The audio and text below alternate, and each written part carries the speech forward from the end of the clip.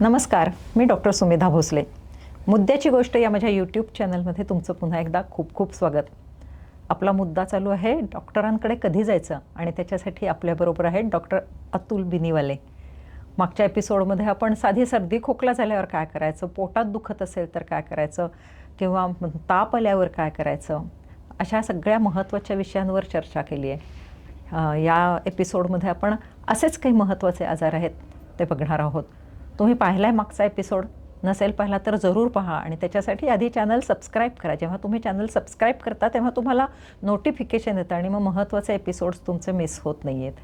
तर डॉक्टरांशी मी बोलत होते की मागच्या एपिसोडमध्ये आपण पाहिलं, आणि तेव्हा एवढं उपचार पद्धती डॉक्टरांकडे जाण्याची पद्धत नव्हती, तेव्हा त्यांनी इतकं छान सांगितलं. आपण त्यांच्याकडूनच ऐकूया की हे इन्फेक्शन आणि इन्फ्लमेशन यासाठी पूर्वी घरगुती उपाय करायचे, तर हल्ली ते केले जात नाहीत. त्याचं काय कारण आहे? कारण असं नाही, पूर्वीच्या आपल्या सामाजिक सिच्युएशनमध्ये प्रत्येक घरामध्ये आजी असायच्या, मावशी असायच्या, की ज्यांच्या 40, 50, 80 वर्षाच्या अनुभवाचा काही फायदा आपल्याला मिळायचा. आता न्यूक्लिअर फॅमिलीजमध्ये 2च जण आहेत, त्यांचं एखाद दुसरं मूल आहे, त्यांनाही अनुभव नाही, आणि त्यामुळे पॅनिक होण्याची सिच्युएशन खूप जास्ती. बरोबर. घरगुती उपाय उत्तम होते आणि उत्तम आहेत. हळद किंवा एक घशाला काहीतरी झालं तर त्या मावशी एक पटकन काढा करून द्यायच्या, की अरे हा काढा घे, जरा 4 दिवस घे, तुझा घसा बरा होईल. त्या काढ्यामध्ये तुळस, त्यात काढ्यामध्ये काय असायचं? तुळस असायची, हळद असायचं, थोडंसं आलं असायचं, काळे मिरे असायचे, आणि हे सगळं तिखट आहे म्हणून ते जरा गोड करण्यासाठी थोडा मध असायचा. बरोबर आहे. आणि यांनी सगळ्या गोष्टी बऱ्या व्हायच्या. आणि बऱ्या व्हायच्यापेक्षाही गेल्या एपिसोडमध्ये जसं आपण म्हणलो की ॲलर्जिक गोष्टी जर असतील किंवा मायनर कुठला तरी व्हायरस असेल, तो 3-4 दिवसात बरा होणारच आहे. म्हणजे त्या 4 दिवसात ह्याचा प्लसिबोसारखा जरी इफेक्ट आला किंवा सिम्प्टोमॅटिक ट्रीटमेंट, सिम्प्टोमॅटिकली तर बरं वाटतंच, पण प्लसिबोसा मी काहीतरी घेतलंय बरं का, यांनी सुद्धा निम्म्या गोष्टी बऱ्या झालेल्या असतात. आजीनी सांगितलं आणि घेतलंय. तर आता नेमका हा अनुभवाचा फायदा हल्लीच्या सामाजिक पद्धतीत घराघरात नाही आहे. बिचारे गुगल करतात आणि मग तुम्ही सांगितलं तसं पॅनिक होतात. तर प्रॉब्लेम हा की माझ्या आजींचं वय होतं 90, गुगलचं वय आहे 5. तर 5 वर्षाच्या मुलाकडनं तुम्ही काय अपेक्षा करू शकता? लूज मोशन झालं की आजी अशी कांजी करून देत असे, पेज करून देत असे, आणि ती बरोबर सांगायची की आज नको देऊस, आज नुसतं लिंबू सरबत दे, उद्या ते पेज दे, ह्याला मग तो. आणि हा जो अनुभव होता तो दुर्दैवाने आता प्रत्येक फॅमिलीमध्ये नाही. आणि ऑन द कॉन्ट्ररी तुम्ही आता जे सांगितलेत पदार्थ की हळद आहे किंवा तुळशी आहे, लवंग आहे, हे अँटी इन्फ्लमेटरी नक्कीच आहेत, कारण त्याच्यातूनच औषध आहेत. पण हल्ली ते अँटी इन्फ्लमेटरी डाएट घ्या असं सांगून ते रोज घेण्याची एक प्रथा झाली. सध्याच्या सिच्युएशनमध्ये तुम्ही जर बघितलं तर सगळ्या गोष्टींचा अतिरेक आहे. प्रोटीन्स, पूर्वी काही प्रोटीन्स कोणी घेत नव्हते का? घेत होते, पण ते आपल्या आहारातनं जे मिळायचे तेवढेच, आणि ते काही कमी पडत होते का? नाही. म्हणजे भीम किंवा हनुमान किंवा हे लोक प्रोटीन पावडर कुठली प्रोटीन पावडर खात नव्हते, परंतु ते ताकदवान होते.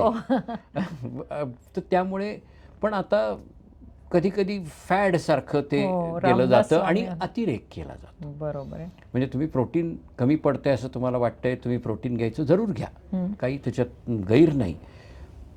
फार चांगलं आहे का? तर तसंही नाही, पण गैरही नाही, पण त्याचा अतिरेक केला जातो. बॅलन्स हवा. म्हणजे हे सुद्धा जे पदार्थ आहेत, लवंग, मिरी वगैरे, ते सुद्धा बॅलन्समध्ये जर आपल्या नेहमीच्या इंडियन आहारात जर असले, आणि असतात, आणि ते जर का आपण घेतलं तर आपल्याला संतुलित सगळ्या गोष्टी मिळतात. थंडीत आपण आल्याचा चहा करतो तसंच आहे.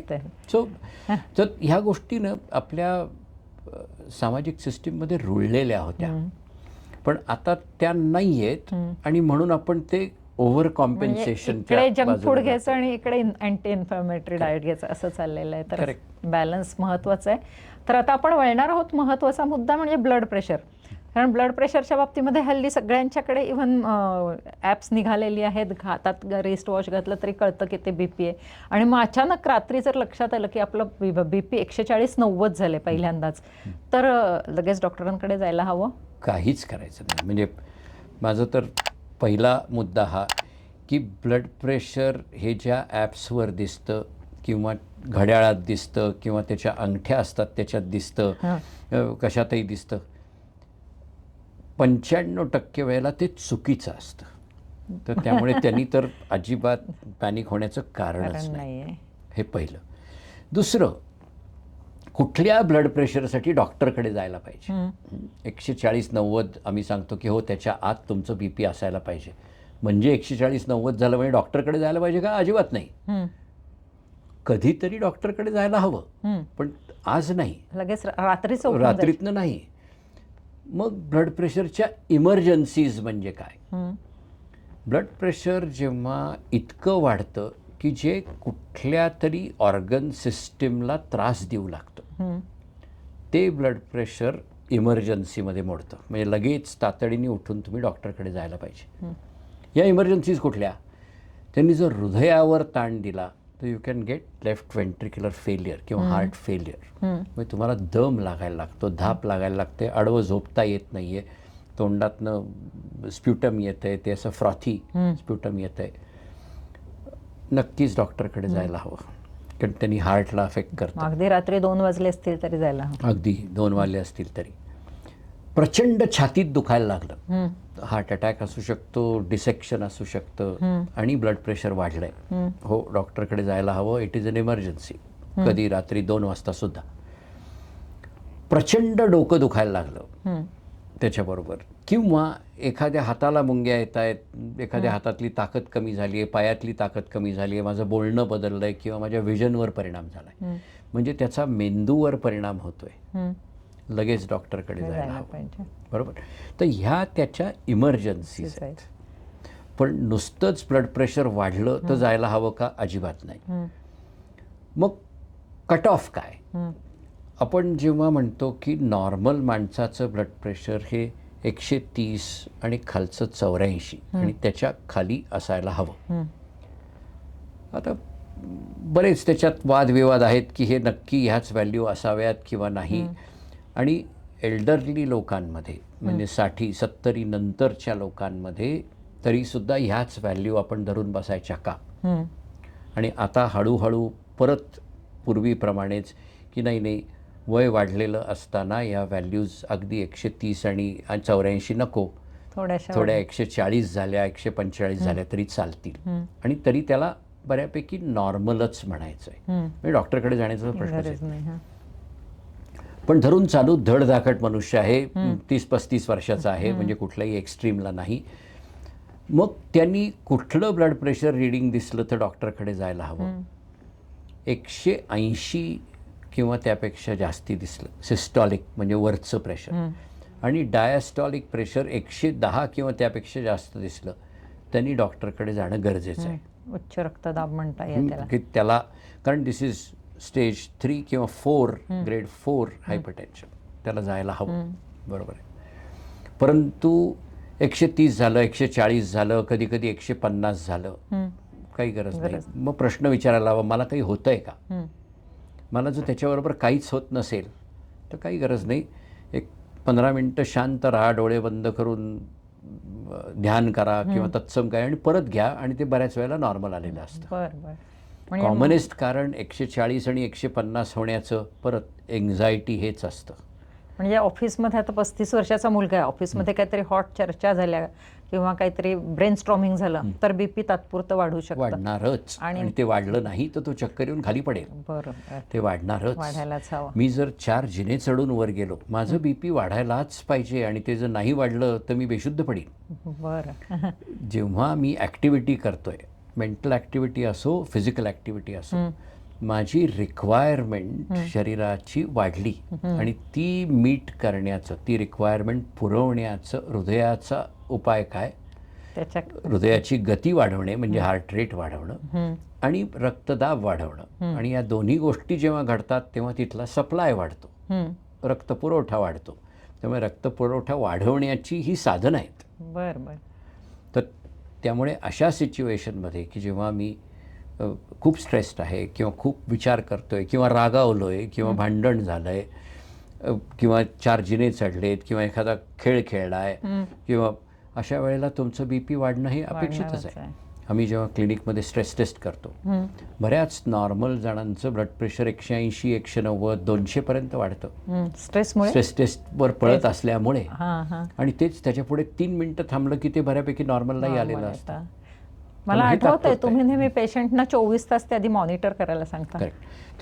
तर उच्च रक्तदाब हा डायग्नोसिस नुसतंच मी ब्लड प्रेशर घेतलं आणि जरा जास्ती आहे चला गोळी घ्या इतपत मर्यादित नाही. डेफिनेशन काय, 3 वेगवेगळ्या वेळेला आणि प्रेफरेबली 3 वेगवेगळ्या लोकांनी घेतलेलं ब्लड प्रेशर जर या लेवलपेक्षा जास्ती आलं तर त्याला उच्च रक्तदाब म्हणायचा. पण म्हणायचा म्हणजे लगेच गोळी घ्यायला पाहिजे नाही.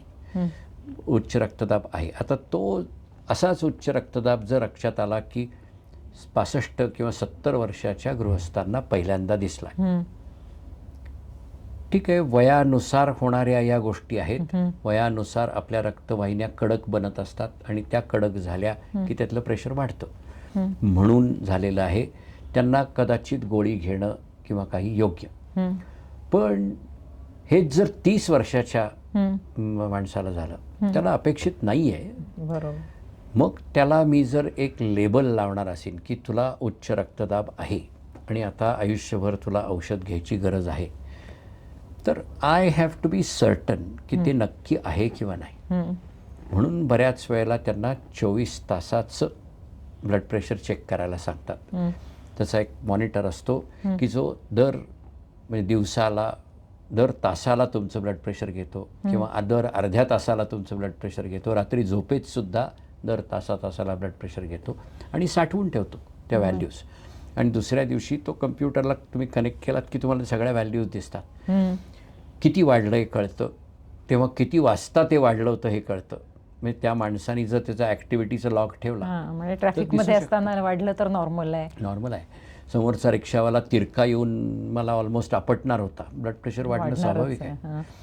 आता त्याच्यात जोक म्हणून मी 2-3 पॅटर्न्स सांगतो लोकांना की अहो तुम्ही जर का ऑफिसमध्ये गेलात आणि वाढलं आणि 6 वाजता ऑफिसमधनं परत आल्यावर कमी झालं, सहज म्हणू शकता तुम्ही की बॉस खराब आहे. काही जणांचं असंही होऊ शकेल की ऑफिसमध्ये खूप छान आहे आणि घरी आल्यानंतर वाढतं आणि सकाळी परत उठल्यावर ऑफिसमध्ये गेल्यावर कमी होतं. आता त्याच्यात खराब कोण आहे मी नाही सांगू शकत. काहींचं असंही असू शकतं की डॉक्टरांनी घ्यायला सुरुवात केली की ब्लड प्रेशर जास्ती आहे, नंतर दिवसभर सर्व छान आहे, रात्रभर छान आहे, दुसऱ्या दिवशी परत ते मशीन काढायची वेळ आली की परत वाढतंय, की ज्याला आपण व्हाईट कोट हायपरटेन्शन म्हणतो. की डॉक्टर किंवा नर्स बघितले की ज्यांचं ब्लड प्रेशर वाढतं, that is sign of anxiety आणि त्याची ट्रीटमेंट वेगळी. तर हे असे वेगवेगळे पॅटर्न्स त्यातनं दिसू शकतात. कधी कधी खूप जास्त फ्लक्च्युएशन्स आहेत हे पण कळू शकतं. या व्यक्तीचं ब्लड प्रेशर रात्रीतनं खूप कमी होतं आहे का नाही, की ज्याला डिपर म्हणतात, तसं होतं आहे ते पण त्यातनं कळू शकतं. सो युजफुल गोष्टी त्यातनं कळतात. आणि इंग्लंडमध्ये तर त्यांनी नियमच केला आहे की तुमचं 2 वेळा 4 वेळा ब्लड प्रेशर जास्ती आलं म्हणून तुम्ही ब्लड प्रेशरचं औषध देऊ शकत नाही जोपर्यंत तुम्ही 24 तासाचा हा आलेख बघितलेला नाहीत. बरं. तो बघितल्यानंतरच ब्लड प्रेशर म्हणून लेबल द्यावं आणि मग औषध द्यावं. बरं. असं काही आहे का की ब्लड प्रेशरचं औषध एकदा सुरू केलं की नंतर बंद असं काही नाही. असं काही नाही. आता एखाद्या व्यक्तीचं ॲक्टिव्हिटीज बंद झाल्या आहेत, तो चालत नाही आहे, व्यायाम करत नाही आहे आणि स्ट्रेसफुल जॉबमध्ये आणि त्याचं BP वाढलं, सिच्युएशन बदलली तर नंतर व्यायाम करायला लागला, जॉब बदलला, आनंदी झाला, मग जाणार ते. म्हणजे कायम घ्यायला लागतं असं काहीच नाही. एखाद्या व्यक्तीने अचानक वजन वाढलं, 15 किलो 20 किलो वाढलं आणि नंतर तो भानावर आला आणि म्हणला की ठीक आहे मला हे सगळं कमी करायचं आहे, मी स्टेटसमध्ये जातो आणि हे कमी करून घेतो. हे केल्यानंतर त्याची गोळी जाणार. कारण जी मेटाबॉलिक ॲबनॉर्मॅलिटी तुम्ही उत्पन्न केली आहे ती जर गेली तर ते जाणार पण आहे. काही आजार आहेत, आता रिनल आर्टरी स्टेनोसिस म्हणजे रक्तवाहिनीची रक्त घेऊन जाते किडनीकडे, ती जर बारीक झाली तर त्यांनी उच्च रक्तदाब येतो. पण त्याचीच अँजिओप्लास्टी झाली किंवा सर्जरी झाली की तो पूर्ण जातो. बरोबर. फिओक्रोमोसायटोमा हॉर्मोनल आजार आहे, हे ट्रीट केला की त्याचं उच्च रक्तदाब पूर्ण जाईल. म्हणजे पूर्ण घालवण्याची सुद्धा सोय Provision आहे आहे, हो. जर ते आजार असतील तर. आणि त्यामुळे लहान वयात एस्पेशली जेव्हा ब्लड प्रेशरचं निदान होतं तेव्हा टेस्ट सांगितल्या जातात की ट्रीटेबल कॉज आहे का ते बघण्यासाठी. कारण तो जर सापडला आणि त्याची जर ट्रीटमेंट केली तर तो आजार पूर्ण जाईल. ब्लड प्रेशरची गोळी आयुष्यभर घ्यावी लागणार नाही त्याच्यासाठी. अजून एक असा हल्ली जाहिरातीत दाखवतात, मॅग्नेशियम रेग्युलर घ्या, ब्लड प्रेशरवर नियंत्रण येईल. मॅग्नेशियम म्हणजे अक्षरशः त्याची 5-5 मिनिटाला सोशल मीडियावर ॲडव्हर्टाईज दिसते. तर ते इतकं मॅग्नेशियम घेणं ॲडवायजेबल आहे, रोज एक टॅबलेट घेणं? खरं खरं कॉमेंट काय माहिती का, की दर 15 दिवसांनी किंवा दर महिन्यानी कुठलं तरी नवीन फॅड येतं आणि ते फॅड या पराकोटीला पोचतं की this is the best thing after slice bread, असं इतकं त्याचं वर्णन केलं जातं. त्यामुळे काही झालं की मॅग्नेशियम घ्या. आता हल्ली ते फॅड आहे की झोप नाही येते का, मॅग्नेशियम घ्या. पायात गोळे येत आहेत का, मॅग्नेशियम घ्या. तुम्हाला ब्लड प्रेशर वाढलं आहे का, मॅग्नेशियम घ्या. बायको तुम्हाला रागवते का, मॅग्नेशियम घ्या. सो फॅड आहे त्याचं आणि थोड्या दिवसांनी ते जाईलही. त्याचा फायदा होतो का नाही, जरूर होतो. पण तुम्ही गाईचं तूप घ्या, त्याचा तुम्हाला फायदा हो, घ्या ना, एक चमचावर घ्या. पण गाईचं तूप घ्या, त्यांनी फायदा होईल म्हणून मी जर एक वाटी भरून किंवा एक बोल भरून तूप प्यायला लागलो तर त्याचा फायदा नाही होणार आहे, त्यांनी तोटाच होणार आहे. हीच गोष्ट प्रत्येक गोष्टीमध्ये. म्हणजे मॅग्नेशियम हे त्यात काय सप्लिमेंट आहे, ते काय औषध थोडी आहे, बरोबर ना. पण तुम्ही पाणीसुद्धा, मी जर 8 लिटर पाणी आज प्यायलं तर मला आजार भरपूर होतील आणि मी थेट ICUत पोचीन. तर त्यामुळे पाण्यासारखी गोष्टसुद्धा की जी काही औषध नाही, ज्याला काही साईड इफेक्ट्स नाही असं आपण म्हणतो, प्रमाणात घेणं ह्यालाच अर्थ आहे. त्या प्रमाणाबाहेर जरासं जरी गेलं तरी दुष्परिणाम हे होणारच. कोणतेही विटॅमिन्स किंवा मिनरल्स डॉक्टरांच्या प्रिस्क्रिप्शन शिवाय घेऊ नका, जाहिराती बघून घेऊ नका. डॉक्टरांनी सांगितलं तर नक्की घ्यायला हवी आहे, कारण त्या तुमच्या डेफिशियन्सीज असतात, त्या तुमचे रिपोर्ट्स असतात. त्यामुळे डॉक्टरांचं काम डॉक्टरांनाच करू दे, त्या कंपनीजना नको. पण ह्या सगळ्यांकडे, या गोळ्या जे बनवतात मॅग्नेशियमच्या किंवा ह्या सगळ्यांकडे ड्रग मॅन्युफॅक्चर लायसन्स नसतो. बरं. त्यांच्याकडे फूड सप्लिमेंट म्हणून लायसन्स असतं. आता फूड सप्लिमेंट या दोनात फरक काय? ड्रग लायसन्स जर तुमच्याकडे असेल तर तुम्हाला त्याच्यापासून होणारे दुष्परिणाम अमुक तमुक त्याच्याबरोबर लिहून पाठवावे लागतात आणि प्रिस्क्रिप्शन शिवाय ते घेता येत नाही. फूड सप्लिमेंट लायसन्स आला तर ते कोणालाही घेता येतं, it is over the counter. आणि दुसरं, त्याच्याबद्दल तुम्हाला काही सांगण्याची गरज नसते. आणि तिसरं म्हणजे याच्यात तुम्हाला ॲडव्हर्टिजमेंट करायला परवानगी मिळते. बरोबर आहे की भारतामध्ये औषधांची ॲज सच ॲडव्हर्टिजमेंट करायला बंदी आहे. बरोबर आहे. पण मॅग्नेशियमच्या ॲड्स येणार, याचं कारण हे औषध नाहीच आहे. तर त्यामुळे त्या लायसन्सवर खूप साऱ्या गोष्टी आवडतात. आणि ते लायसन्स मी जर दिवसाची जी रिक्वायरमेंट आहे तेवढीच रिक्वायरमेंट मी देतोय असं मी जर दाखवलं तर फूड सप्लिमेंट लायसन्स मिळणार. आणि हे जर जास्ती प्रमाणात झालं तर त्याचे दुष्परिणामही होणारच, किडनीवर वगैरे होणारच. कुठलेही गोष्टी अतिरेकाने तुम्ही शरीरात घातल्या की त्या गोष्टी बाहेर टाकण्याचा मेकॅनिझम शरीरात असला पाहिजे. कॅल्शियम असो, मॅग्नेशियम असो, झिंक असो, आयर्न असो, कुठलेही असो, हे सगळे धातू आहेत.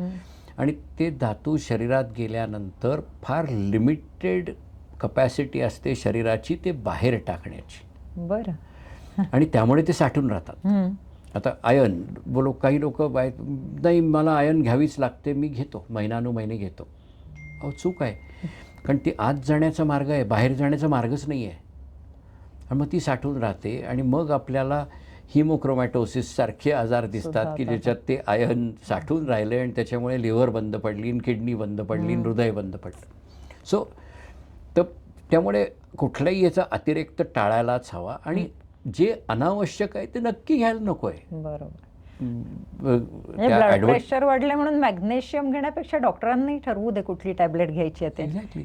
आता पूर्वीच्या काळी, सॉरी मी मध्ये बोललो, पण पूर्वीच्या काळी एक डॅश नावाचं डाएट आलं. हो, उत्तम. बरं, दुष्परिणाम होणंच शक्य नाही, कारण ते सांगतंय काय, फ्रेश फूड खा, फळं खा, ताजं अन्न खा, टिनमधलं किंवा प्रिझर्व केलेलं खाऊ नका आणि मिठाचं प्रमाण अतिशय कमी ठेवा. यातल्या कशाचाच दुष्परिणाम नाही. हे करायला काहीच हरकत नाही. खरं तर हेच डाएट घ्यायला हवं, अँटी इन्फ्लमेटरी हेच अँटी इन्फ्लमेटरी डाएट आहे. तर काय होतं आहे की anti inflammatory diet, Mediterranean diet, dash diet, keto diet, अमुक अशा वेगवेगळ्या नावाखाली फॅड्ससुद्धा तयार होतात आणि ते फॅड्स ऑलमोस्ट अशा लेवलला आहेत की ते कल्ट्स आहेत. म्हणजे जो किटो डाएटबद्दल जो आहे तो इतक्या जोरात बोलतो की तुम्ही किटो डाएट करत नाही म्हणजे किती तुच्छ आहात तुम्ही, अशा नजरेंनी तुमच्याकडे बघत असतो. म्हणजे दॅट इज कल्ट. म्हणजे हे पॅथॉलॉजिकल लेवलला गेलं, सायकॉलॉजिकलच्या पुढे जाऊन पॅथॉलॉजिकल लेवलला गेलं. सो कुठलाही अतिरेक करण्यापेक्षा it is proven over a period of time की हे dash diet for example blood pressure त्यांनी ट्रायल केली, त्यांनी लोकांना दिलं, 10,000 लोकांना दिलं, 10,000 लोकांना सांगितलं तुम्ही काही खा आणि बघितलं की ज्यांनी हे केलं त्यांचं ब्लड प्रेशर 4 2 5 कमी झालं. म्हणजे असा आहार घेऊन तुमचं ब्लड प्रेशर मेंटेन करणं. तर तुम्ही जर व्यायाम केलात त्यांनी 2-4 कमी होईल, तुम्ही आहार व्यवस्थित केलात त्यांनी 2-4 कमी होईल, तुम्ही मिठाचं प्रमाण कमी केलं त्यांनी 2 कमी, प्रत्येकाने 2-2 कमी होईल. पण पाहिजे कशाला कुठल्यानी 50 कमी व्हायला. हे तुम्ही जर वजन 10 किलोनी कमी केलं तुमचं ब्लड प्रेशर 4-5 कमी होईल. आता हे सगळेच जर उपाय तुम्ही केलेत तर नॉर्मल होऊन जाईल, तर तुमचं ब्लड प्रेशर 15-20 कमी होईल. आणि बऱ्याच वेळेला तुम्हाला ब्लड प्रेशर आहे या कॅटेगरीपासनं तुम्हाला ब्लड प्रेशर नाही आहे या कॅटेगरीत तुम्ही आपोआपच याल, औषधांचा संबंधच नाही. किती महत्त्वाची माहिती आहे की रेग्युलर एक्सरसाइज करा, डाएट डॅश घ्या, मग अशी डॉक्टरांनी सांगितलं त्याप्रमाणे तुमचं ब्लड प्रेशर ऑटोमॅटिकली कमी होणार. आता एखाद्याचं जर 200 असेल तर ह्या सगळ्या गोष्टी करून तरी 180लाच येईल. मग त्याला औषध घ्यावं लागेल. म्हणजे हे घ्या म्हणजे तुम्हाला गोळी लागणार नाही असं नाही, असला निवडणुकीतला प्रचार नाही करायचा. परंतु तुम्हाला फायदा होईल का नाही, जरूर फायदा होईल. तो फायदा पुरेसा असेल तर कदाचित औषध टळेल. या औषधाला सप्लिमेंटरी म्हणून हे आपल्याला घ्यायचं, औषधाचा डोस नक्की कमी होईल त्याने. नक्की. आणि दुसरं मला एक असं महत्त्वाचं विचारायचं होतं की एखाद्याला ब्लड प्रेशरचा रात्री त्रास होतोय आणि त्याच्याकडे मशीनवरती त्यांनी पाहिलं 160-110च्या दरम्यान आहे, तर डॉक्टरांकडे पोहोचण्यापर्यंत घरच्या घरी करण्यासारखं काही आहे का? ॲक्च्युली रिलॅक्स करायचं हे सगळ्यात महत्त्वाचं. तो जो ऑलरेडी एखादी ब्लड प्रेशरची गोळी घेत असेल आणि तिचा डोस नेमका सकाळचा आहे तर त्याची ॲक्शन बहुधा संपत आलेली असेल, सेफ त्यातली अर्धी परत घ्यायला हरकत नाही की निदान अजून वाढणार नाही त्याच्यासाठी. पण बऱ्याच वेळेला ते वाढलेलं राहतं आणि अजून वाढतं, कारण एकदा तुम्ही ते तपासलं की त्याच्यामुळे तयार झालेली एन्झायटी जी असते दॅट ड्राईव्हज इट. बरं. तर त्यामुळे तुम्ही डोळे बंद करून न विचार करता शांतपणे झोपलात, चांगली झोप झाली तरी सकाळी ते नॉर्मलला आलेलं असेल.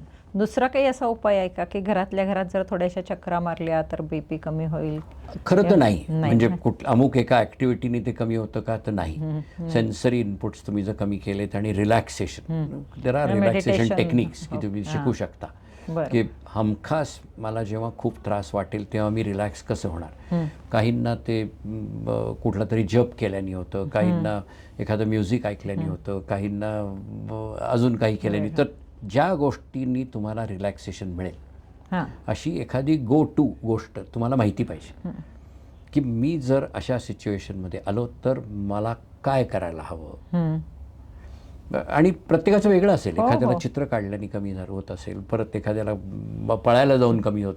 ज्याला जे आवड आहे ती की मला त्याच्यात टोटली रिलॅक्स्ड वाटतं, तर जे तुम्हाला रिलॅक्स्ड वाटतं ती गोष्ट त्यावेळेला करायची. किती महत्त्वाचं आहे. म्हणजे जर तुम्हाला ब्लड प्रेशर वाढलंय असं वाटलं तर स्वतः रिलॅक्स व्हा आणि मग दुसऱ्या दिवशी डॉक्टरांना भेटा. आणि व्हेरॅस डॉक्टरांनी सांगितलेले जे रेड फ्लॅग्स आहेत ते नक्की लक्षात ठेवा की दुसरं टाळायचं एक नक्की की बरेच लोक चूक ही करतात की माझं ब्लड प्रेशर जास्ती आलं ना, अरे बापरे आता काय, बरोबर आता मी एक गोळी घेतली आहे, बघू 15 मिनिटांनी आता काही कमी झालं आहे का. नाही होत. यातली जी कुठली गोळी असते त्या गोळीची ॲक्शन कित्येक तासानंतर येणार असते. त्यामुळे त्याच्या आत तुम्ही पुढचं ब्लड प्रेशर घेऊन आणि अरे अरे नाही आलं कमी हे म्हणून फक्त एन्झायटी वाढवताय आणखीन BP वाढवताय. वाढवताय म्हणजे त्या गोळीचा काहीही शक्यतो उपयोग होणार नाही असं केल्याने. वेअर ॲज मी गोळी घेतली आहे, हो माझं थोडं वाढलं आहे, उद्याला मी भेटीन डॉक्टरना, पण मला रिलॅक्स करण्याची गरज आहे आणि मी गोळी घेतलेली आहे, एवढं जरी मनाला तुम्ही सांगितलं तरीही ते कमी व्हायला मदत होते. परवा एक खूप स्टेटसमध्ये गंमतशीर प्रकार घडला. एक अगदी उच्च शिक्षित सुविद्य व्यक्ती ते रात्री गोळी घ्यायची विसरले आणि त्यांना ते पहाटे खूप अस्वस्थ झालं 3:30ला, म्हणून त्यांनी 3:30ची गोळी घेतली आणि मग त्यांना प्रश्न पडला मग 7ची गोळी घ्यायची की नाही, म्हणून त्यांनी 7ची पण घेतली आणि ते मला 8ला म्हणत होते तर मला एकदम लाईट वाटते तर मी व्यायाम करू ना. हे आहे काय की गोळ्यांचं शेड्यूल जर चुकलं तर काय करायचं? शेड्यूल चुकलं, समजा मला रात्रीची गोळी म्हणजे विसरली, संध्याकाळी मी एक दुसरी गोळी घेतो ती विसरली, मला 3 वाजता आठवलं गारीच्या मी गोळी घेतलेली नाही, बरोबर नाही घ्यायची तर 7ला घ्यायचीच आहे. बरं तुम्ही घेतलीत, काही म्हणजे त्यात काही भयंकर चूक नाही, तुम्ही घेतलीत, मग आता 7ची नका घेऊ. कारण 2 गोळ्यांमधलं अंतर ब्लड प्रेशरच्या गोळ्यांमध्ये असं आहे की त्या ॲक्टिव्ह जर गोळ्या असतील तर त्या तुमचं ब्लड प्रेशर ॲक्टिव्हली कमी करणार आणि ती पहिली गोळी तुम्ही 3 वाजता घेतल्यानंतर त्यांनी जे कमी झालं आहे ते असून तुम्ही 7 वाजताची पुढची गोळी घेतल्यावर ते अजून कमी होणार. त्यामुळे म्हणजे मग तुम्ही फ्लक्च्युएट जास्ती करताय की योयोसारखं, की एकदा खूप जास्ती आणि मग नंतर एकदम खूप कमी आणि पुन्हा पुन्हा व्यायाम करायची इच्छा आहे. सो तर त्यामुळे सोपं की मला जर खूप जास्त BP वाढलं आहे किंवा रात्री त्रास झाला आहे, सकाळचा व्यायाम नका करू, डॉक्टरांना भेटा की अहो माझं खरोखर ब्लड प्रेशर किती आहे ते मॅन्युअल तपासणं हे केव्हाही सुपिरियर आहे.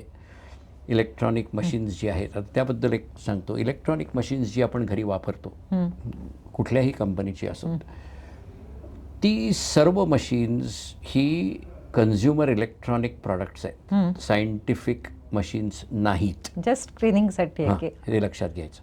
दुसरं, ती मशीन्स ज्या अल्गोरिदमवर काम करतात त्या अल्गोरिदमनी त्यांना तुमचं एक ब्लड प्रेशर मोजता येतं की ज्याला मीन आर्टेरियल प्रेशर म्हणतात. साधारण जर मीन आर्टेरियल प्रेशर काढायचं असेल तर काय, सिस्टॉलिक आणि डायस्टॉलिक प्रेशरची बेरीज भागिले 2, म्हणजे 120 आणि 80 असं जर ब्लड प्रेशर असेल तर तुमचं मीन सिस्टॉलिक प्रेशर साधारण 100. त्यांना फक्त 100 हे मोजता येतं. आता ते 120-80 आहे का 130-70 आहे का काय आहे हे त्याच्यात फीड केलेला सॉफ्टवेअर अल्गोरिदम प्रेडिक्ट करतो.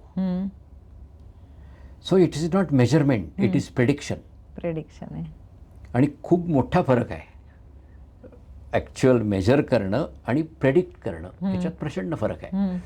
प्रेडिक्ट करून काय वाटेल ते रिझल्ट्स येऊ शकतात. बरोबर आहे. म्हणजे मी जरी म्हटलं की माझं मीन आर्टेरियल प्रेशर 110 आहे, 140 आणि 90 पण असू शकतं, 170 आणि 80 पण असू शकतं. बरोबर आहे. म्हणजे काहीही असू शकतं आणि दोन्ही दे आर पोल्स अपार्ट. हो. सो तर त्यामुळे नुसतं त्या मशीनवर फार विसंबून राहू नका. तो एक आपला रेफरन्स पॉईंट म्हणून असायला कधीतरी चेक करण्यासाठी म्हणून ते केलं जातं. मी एक छोटी स्टोरी सांगतो, खूप कॉमनली घडलेली. आपल्या भांडारकर रोड आणि प्रभात रोड आणि या सगळ्या भागात आजी आजोबा आहेत, क्लिनिकमध्ये येतात, मोठ्या कौतुकाने सांगतात की माझी मुलं अमेरिकेत आहेत, युरोपमध्ये आहेत, कुठे आहेत. आणि ती मुलं जेव्हा दिवाळीत येतात तेव्हा अरे बाबा तुम्हाला ब्लड प्रेशर डिटेक्ट झालं का, मग मी तुमच्यासाठी एक मशीन आणलं आहे असं म्हणून ते एक मशीन आणतात. मग ते त्यांना शिकवतात, त्या आहेत त्या 4 दिवसात त्यांना शिकवतात की ब्लड प्रेशर घ्या, आजींचं पण घ्या किंवा हे. बरं ते घ्यायला लागतात. मग परत जातात ही मुलं, मग नंतर फोन करतात ब्लड प्रेशर घेतलं का, रोज घेत चला. मग ते अरे बापरे आज त्याचा फोन येणार आहे म्हणून थोड्या काळजीनीच का होईना ते आजी आजोबा ब्लड प्रेशर घेतात. आणि मग एका दिवशी काहीतरी वाटतं म्हणून ते आजोबा ते मशीन मग विसरून जातं. आठवड्यांनी 10-15 दिवसांनी महिन्याभराने घेतलं जातं. आणि मग अचानक एका दिवशी काहीतरी त्रास वाटतो म्हणून ते आजी म्हणतात की अहो ते एकदा BP तरी बघा म्हणून ते ब्लड प्रेशर काढतात, बघतात आणि ते ब्लड प्रेशर 190 येतं, 190 किंवा 110 खालचं असं येतं. गडबडून जातात, फोन करतात की अहो डॉक्टर 190 ब्लड प्रेशर झालं आहे, काय करू, अचानक झालं असेल आणि तुम्हाला काहीतरी त्रास होतो आहे तर बुवा हॉस्पिटलमध्ये या. जोशी हॉस्पिटलमध्ये पोचतात, तिथे ब्लड प्रेशर घेतलं जातं, ते 170 असतं. आता 190चं 170 झालं आहे का 190 कधीच नव्हतं आणि एन्झायटीमुळे नॉर्मल होतं त्याचं 170 झालं आहे हे कळत नाही. त्यांना आम्ही सांगतो तुम्ही असं करा, रात्रभर राहा ऑब्झर्व करण्यासाठी आणि उद्याला घरी जा. आणि त्या रात्रभरात सर्व रिडिंग्स त्यांची नॉर्मल येतात. अजून एकदा 2 महिन्यांनी असाच एखादा एपिसोड घडतो. नंतर त्यांच्या लक्षात येतं की ही गडबड त्या मशीनमधली आहे. जेव्हा तुम्ही ते रोज रोज घेताय सुरुवातीला किंवा काही आणि नंतर ठेवून देताय आणि घेताय, त्याच्या बॅटरीच्या चार्ज लेव्हलवर रीडिंग अवलंबून असतं. अरे बापरे. तो चार्ज लेवल जर कमी झालं तर काहीही इरॅटिक रीडिंग त्याच्यावर येऊ शकतं. तर त्यामुळे दरवेळेला ते मशीन काढा, मग त्याच्यात बॅटरी घाला, मग ते ऑन करा. ही फार मोठी प्रोसेस आहे आणि ती त्या आजी आजोबांसाठी चांगली नाही. तर असं एक 2-4 वेळा घडल्यावर ते आजी आजोबा येतात क्लिनिकमध्ये, मशीन घेऊन येतात. डॉक्टर हे मशीन आम्हाला तुम्हाला देऊन टाकायचं आहे, मला ते घरी नको आहे. हो नाही पण ते मुलांनी दिले, हो सगळं बरोबर आहे, परंतु त्या मशीनने आम्हाला त्रासच जास्ती दिला आहे मदत होण्यापेक्षा, BP वाढवण्याचा प्रमाण, तर त्यामुळे आम्हाला ते नको आहे. खोटं वाटेल, माझ्या क्लिनिकमध्ये अशी 10 तरी मशीन्स आहेत ओ माय गॉड की जी त्या आजी आजोबांनी देऊन टाकलेली आहे. तर विसंबून राहायचं नाही त्या मशीनवर. काही काही लोक ते खूप वेळा, दिवसातनं 4 वेळा, मग तो चाळाच लागतो किंवा अजून एकदा. बरं, मी हे जे म्हटलं की जितकं छोटी आर्टरी त्या मशीननी तपासली जाते तितकं एररचा चान्स जास्ती. म्हणजे आपण जे दंडात मशीन लावतो त्यातल्या त्यात ॲक्युरेट असू शकतं.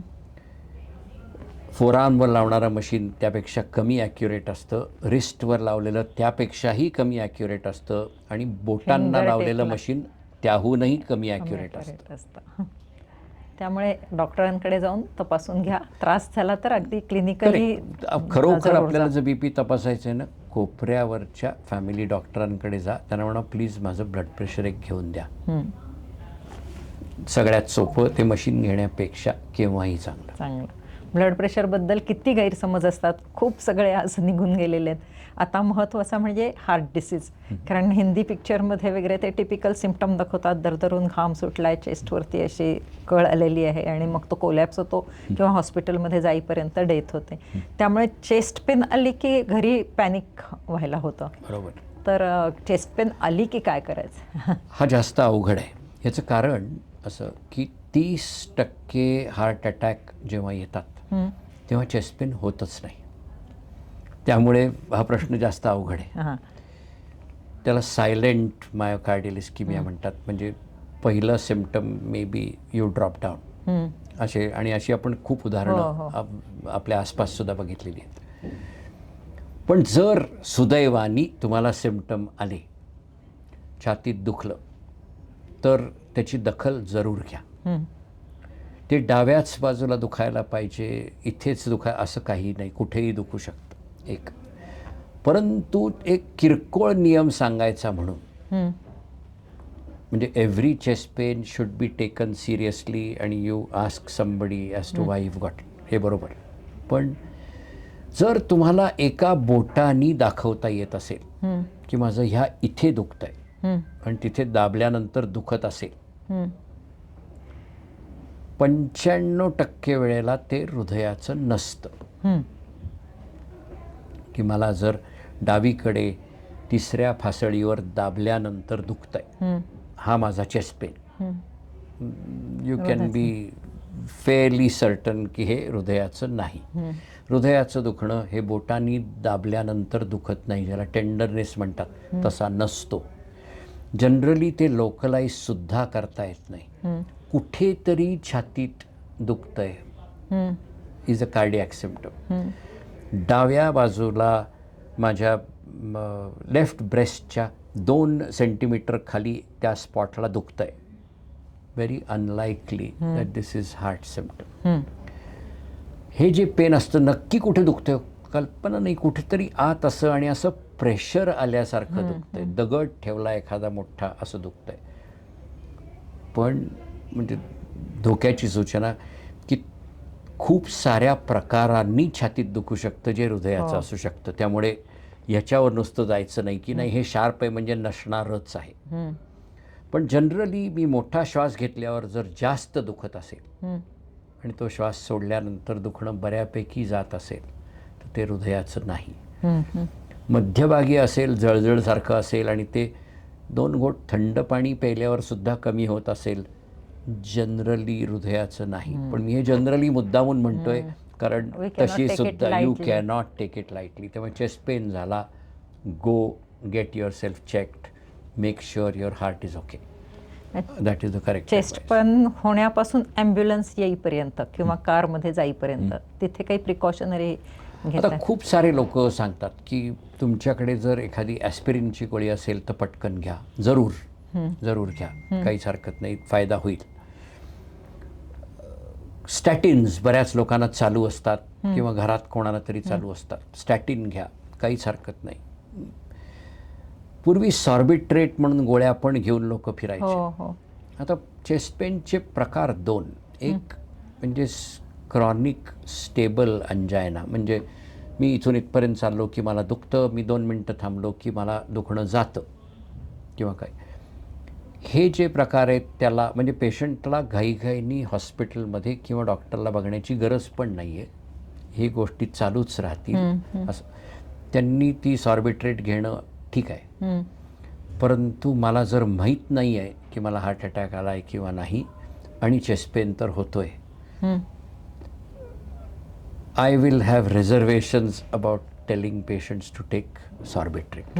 कारण त्यांनी दुष्परिणामसुद्धा होऊ शकतात. तुमचं ब्लड प्रेशर एकाएकी कमीसुद्धा होऊ शकतं आणि असलेल्या हार्ट अटॅकची सिव्हिरिटी वाढू पण शकते. तर त्यामुळे सेल्फ मेडिकेशन नकोच. त्यामुळे लवकरात लवकर हॉस्पिटलमध्ये पोचणं ही पहिली गोष्ट. ॲम्ब्युलन्स, त्यामुळे ॲम्ब्युलन्सचा नंबर लिहिलेला पाहिजे, हँडी पाहिजे किंवा काय, तो नंतर शोधू, 4 जणांना फोन करून विचारू नाही. दुसरं, जेवढी कमी हालचाल तुम्ही कराल तेवढं चांगलं. लोक अस्वस्थ होत आहे म्हणून येरझाऱ्या मारत आहेत, चांगलं नाही. कारण तेवढं हार्टवर लोड आहे. तुम्ही जर शांतपणे बसलात रादर दॅन झोपलात, बसलात, तिरकं पाठीला टेकून बसलात, तर that is probably the best position you should be in till the time the ambulance arrives. तर त्यामुळे ह्या 2 गोष्टी फक्त तातडीने किंवा जिथे आहात तिथे करण्यासारख्या आहे. अशा व्यक्तीच्या बरोबर तुम्ही असाल तर तुम्ही काय करणं अपेक्षित. त्या व्यक्तीची जर शुद्ध हरपती आहे किंवा असं काही जर दिसलं तर मात्र त्या व्यक्तीला आडवं करायचं आहे, त्याचे पाय वर करायचे की त्याला ब्रेन आणि हृदयाकडे रक्त पुरवठा चांगला होईल या हेतूने. जर ती व्यक्ती बेशुद्ध पडली किंवा कोलॅप्स झाली किंवा काही, तर ऑफकोर्स CPR करायला हवा, बघायला हवं की हृदय चालू आहे किंवा नाही, त्याचे पल्स चालू आहे किंवा नाही, आणि CPR करायला हवं. आणि बेसिक्स ऑफ CPR ऑलमोस्ट प्रत्येकाला माहिती पाहिजेत. की मला त्यांना आडवं झोपवायचं आहे, मला त्यांना चेस्टला कॉम्प्रेस करायचं आहे, ते साधारण 100 पर मिनिट यांनी कॉम्प्रेस करायचं आहे, हे माहिती असेल, प्रत्येकाला माहिती पाहिजे आणि त्यांनी जीव वाचतात. यूट्यूबवरती याचे व्हिडिओ आहेत, त्यामुळे जरूर बघा ते आणि त्याची प्रॅक्टिस ठेवा. स्पेशली ज्यांच्या घरी अशी 60-70च्या पुढची मंडळी आहेत, त्यांना हे माहितीच हवं पार्टनर्ससाठी काय करायचं. आणि हे मान्य की 60-70च्या वरची कारण चान्स जास्ती म्हणून, पण in this day and age सगळ्या जणांना माहिती पाहिजे. सगळ्यांना आपण 35 आणि 40 सुद्धा हे हार्ट अटॅक पाहिलेत. आमच्या जवळच्या मित्रांनी अनुभवलेत. खूप महत्वाचे, सगळ्यांनी त्यामुळे सगळ्यांना माहिती असायला पाहिजे. म्हणजे माझ्या मते शाळेत शिकवताना जेव्हा पूर्वी फर्स्ट एड म्हणून शिकवायचे, आता नाही शिकवत, पण त्या फर्स्ट एडच्या बरोबर बेसिक ऑफ CPR हे शिकवायलाच पाहिजे. आणि आता इझिली यूट्यूबवरती खूप छान अवेलेबल आहेत. प्रत्येक तर आपण सगळ्यांनी कंपनीमध्ये, बघूया. प्रत्येक जिममध्ये, प्रत्येक अमुक ठिकाणी इंट्रोडक्टरी जो कोर्स असेल त्यावेळेला पहिल्या दिवशी साधारण 10 ते 15 मिनटं त्यांना CPR शिकवायला पाहिजे. बरोबर आहे. की न जाणो तुम्ही व्यायाम करताय, तुम्ही ठणठणीत आहात, पण तुमच्या शेजारी जो ट्रेडमिलवर चालतोय त्याला झालं तो तर त्याला माहिती जो असेल. झालं तर तुम्ही यू रेज अन अलार्म, पण तोपर्यंत तुम्ही ते चालू केलेलं पाहिजे. आमच्या जिममध्ये इन्स्ट्रक्टरला आम्ही सर्टिफिकेटच देत नाही जोपर्यंत CPR माहीत नाही आहे. Correct. आणि हे महत्त्वाचं आहे. सगळ्या जिममध्ये तशी सोय करायला पाहिजे. असायला हवी. स्पोर्ट्स सेंटर्समध्ये करायला पाहिजे. आम्ही पुणे डिस्ट्रिक्ट बॅडमिंटन असोसिएशनचं जे कोर्ट आहे तिथे त्यांचा सर्टिफाईड CPRचा कोर्स आहे. घेतो. दरवर्षी त्याची उजळणी म्हणून मी त्यांना शिकवतो. ऑटोमॅटिक डिफिब्रिलेटर तिथे त्यांना दिलेला आहे, तो वापरायचा कसा आहे शिकवलेला आहे. दरवर्षी त्याची उजळणी त्यांच्याकडनं करून घेतो. हे महत्त्वाचं आहे. कारण these are the places where things can happen.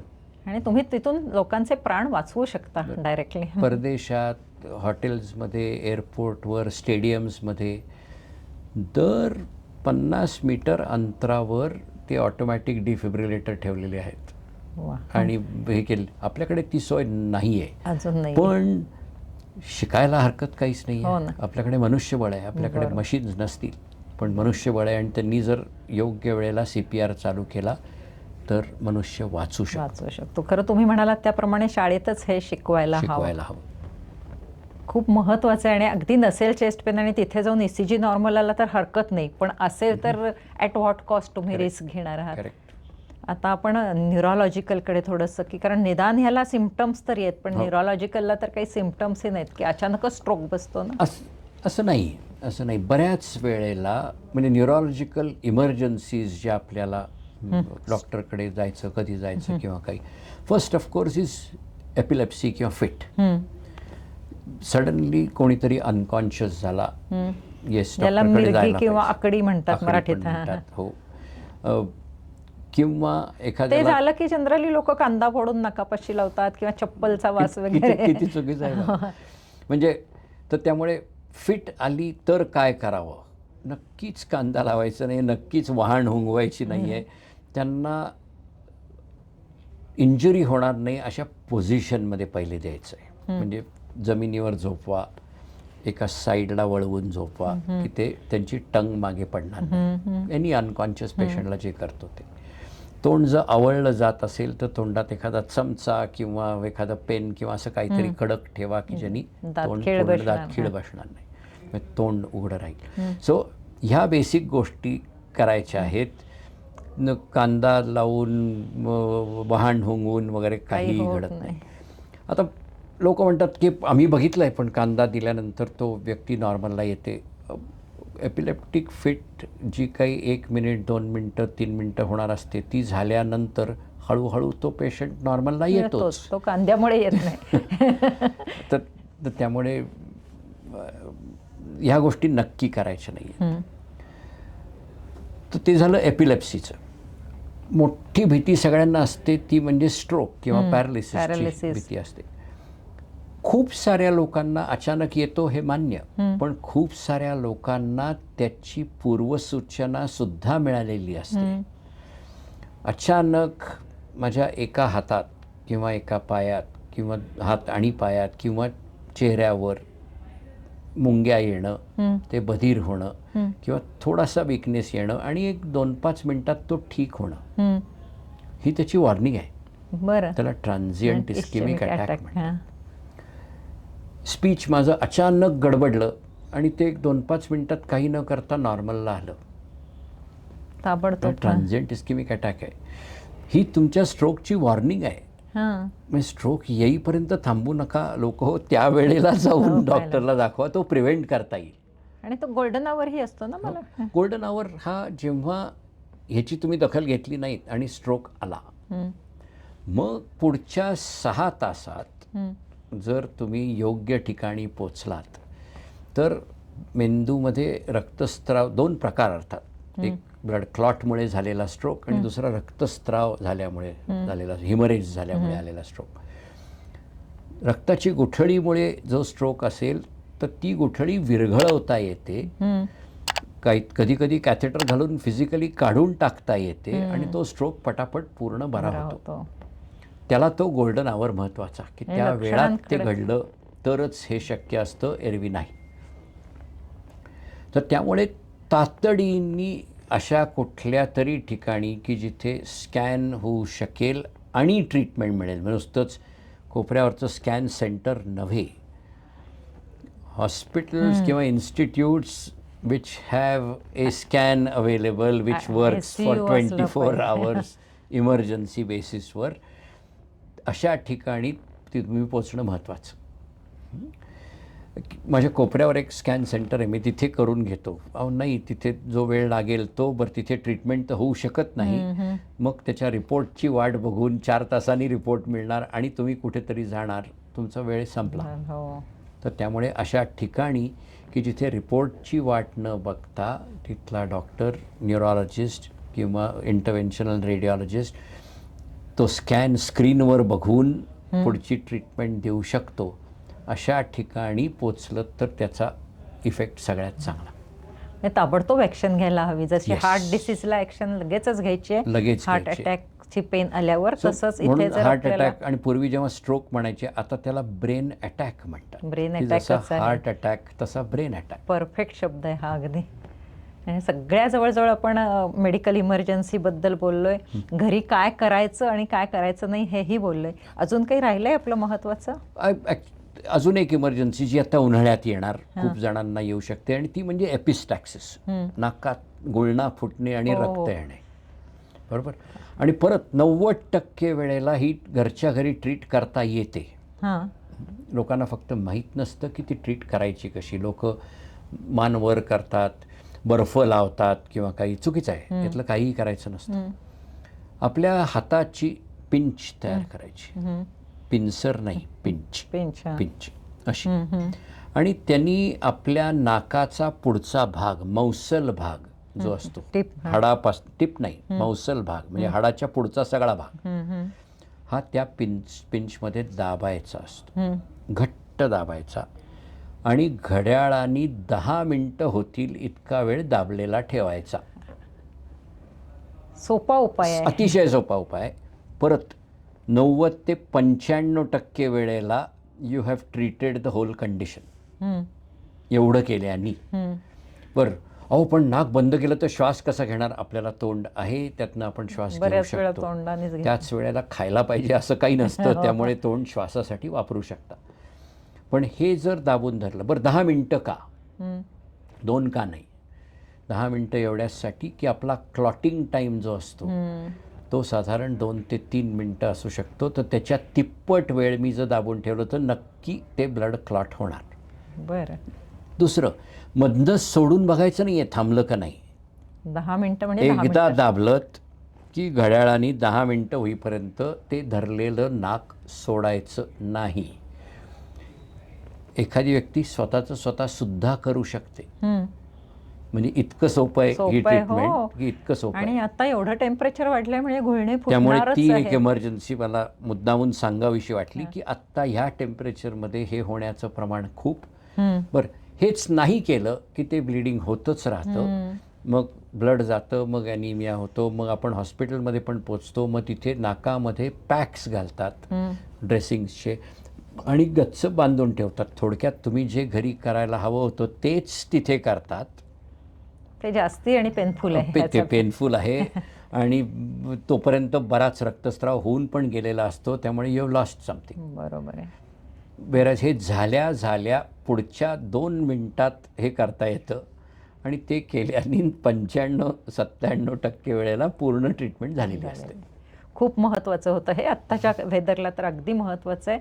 आता आणखीन त्याच्यावरून मला आठवलं, हीट स्ट्रोक पण येतो. आता हीट स्ट्रोक ही very difficult entity to treat, कारण म्हणलं तर अतिशय सिरियस आहे आणि त्यातनं काहीही सिरियस आउटकम्स येऊ शकतात. द प्रिन्सिपल इज कूलिंग आणि द प्रिन्सिपल इज फ्लुइड्स.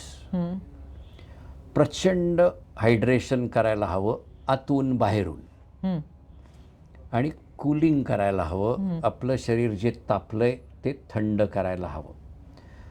ते बाहेरनं थंड तुम्ही पाण्याच्या घड्या ठेवल्यात किंवा काही तर होईल, पण नुसतंच मी थंड पाण्यात पाय बुचकळून ठेवलं तर होईल का? नाही होणार, कारण तिथल्या रक्तवाहिन्या आकुंचन पावतील आणि नंतर तो थंडावा शरीरात पोचणारच नाही.